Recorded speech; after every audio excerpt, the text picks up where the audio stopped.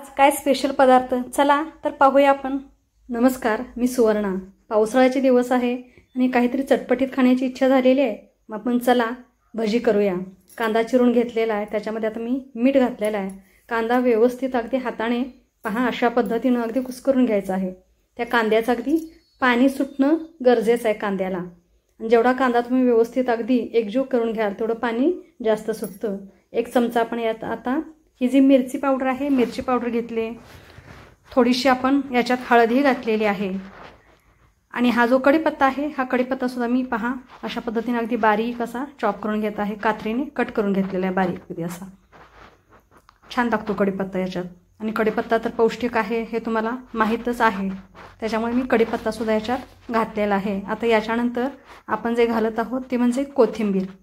कोथिंबीर पण अशाच पद्धतीने अगदी आपण बारीक अशी कट करून घेणार आहोत। पहा कोथिंबीरचा स्वाद सुद्धा छान असा लागतो। कढीपत्ता आहे, कोथिंबीर आहे, त्यामुळं ही जी भजी आहे, भजीला एक वेगळ्याच प्रकारची टेस्ट येत असते। आणि कोथिंबीरमध्ये सुद्धा गुणधर्म आहेतच, त्यामुळे कोथिंबीर सुद्धा आपण याच्यात घातलेली आहे। आता ओवा घेतलेला आहे, हा अर्धा चमचा ओवा आहे। हातावर मी अगदी व्यवस्थित पहा अशा पद्धतीने क्रश करून घेते।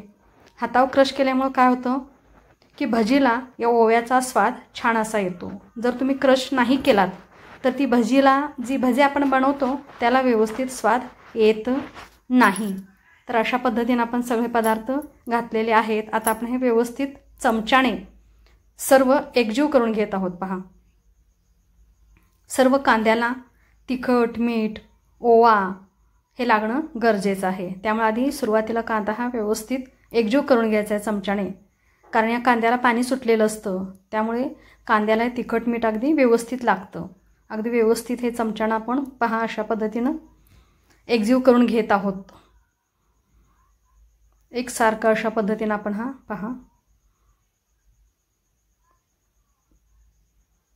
अशा पद्धतीने कांदा हा व्यवस्थित एकजीव करायचा आहे, जेणेकरून कांद्याला जे आपण घातलेले सगळे पदार्थ व्यवस्थित लागावे आणि त्यामुळे मग भजीला टेस्ट सुद्धा छान अशी येते। आता याच्यात आपण हे जे बेसन पीठ आहे, अर्धी वाटी बेसन पीठ घातलेलं आहे।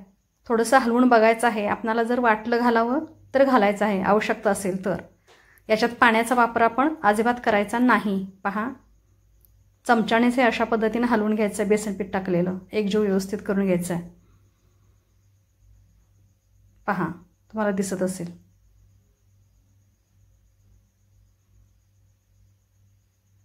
एकसारखं व्यवस्थित आपण हे हलवून घ्यायचं आहे। पिठाची गुठळी राहता कामा नये। व्यवस्थित आपलं एकजीव झालेलं आहे पीठ, एवढंच पीठ बास आहे आपल्याला। 2 मोठे कांदे घेतलेले आहेत मी आणि अर्धी वाटी बेसन पीठ आहे। अर्धी ते पाऊण वाटी बेसन पीठ पुरेसं होतं। आता आपण कढई तापत ठेवलेली आहे, कढईमध्ये तेल टाकलेलं आहे। तेल हे जे गरम झालेलं आहे, हे गरम तेल आपण आता हे जे पीठ बनवलेलं आहे भजीचं त्याच्यात घालणार आहोत, मोठा 1 चमचा। तेल गरम घातल्यामुळे काय होतं, आपली भजी कुरकुरीत अशी होते। आणि सोडा अगदी थोडासा घालायचा आहे, अगदी चिमूटभर मी सोडा घातलेला आहे, खायचा सोडा। आणि पुन्हा आता व्यवस्थित हे एकजीव करून घ्यायचं आहे। तोपर्यंत आपलं तेल जे आहे हे तेल तापत आहे। पहा तेल तापल्यानंतर आपण आता भजी सोडणार आहोत। तेल आपलं तापलेलं आहे, आपण आता पहा अशा पद्धतीने भजी सोडत आहोत।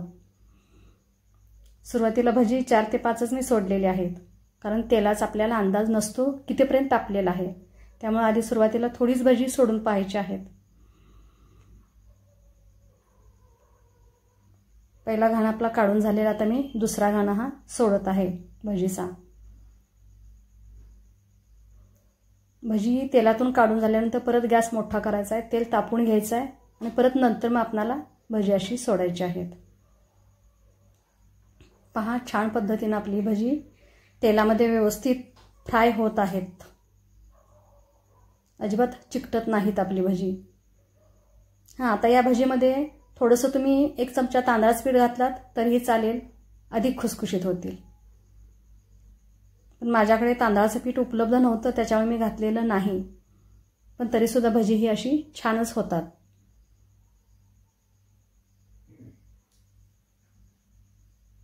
पहा आपली भजी ही व्यवस्थित अगदी तळली जात आहेत।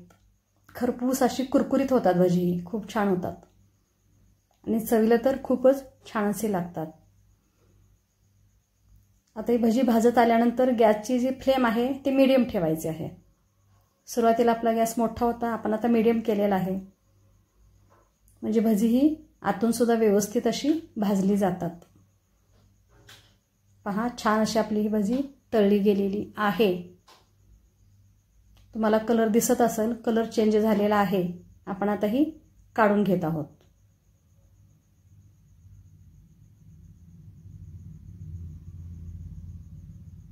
पहा, छान झालेले आहेत. तेल पूर्णतः सगळं आपण हे निथळून घ्यायचं आहे. या झाऱ्यातून तेल अगदी व्यवस्थित निथळलं जातं. खूप छान झालेले आहेत. कलर सुद्धा पहा, किती छान असा कलर याला आलेला आहे. या चाळणीमध्ये आता ही मी भजी काढून घेते. अशाच पद्धतीने आपण आता सगळी भजी करत आहोत. पहा, तेल आपलं आता व्यवस्थित तापलेलं आहे, त्यामुळे आता मी सगळीच भजी आता अशा पद्धतीने तळून घेत आहे.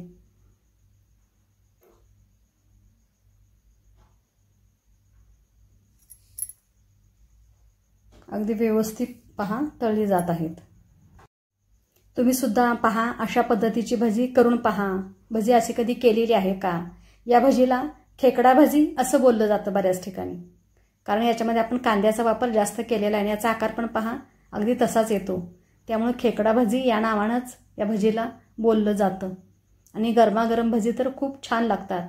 बाहेर पाऊस पडत आहे आणि पाऊस पडत असताना सोबत चहा आणि त्याच्यासोबत असलेली ही भजी खूपच छान आणि लज्जतदार अशी भजी येते. याला टेस्ट तर अगदी म्हणजे अगदी वेगळीच अशा पद्धतीची टेस्ट येते. तर तुम्ही सुद्धा अशा पद्धतीची भजी जरूर आणि जरूर करून पहा आणि कशी झाली हे सुद्धा मला तुम्ही नक्कीच सांगा.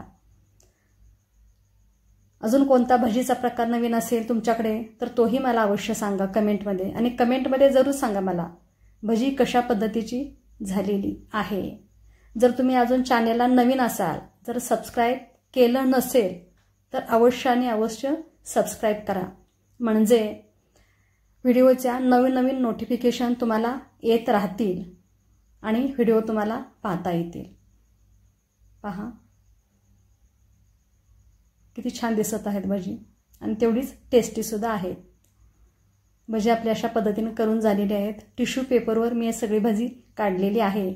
जे जादाचं तेल असतं ते टिश्यू पेपर खेचून घेतं आणि त्यामुळं भजी खायला सुद्धा आपल्याला मग ती छान व्यवस्थित लागतात. चला, धन्यवाद.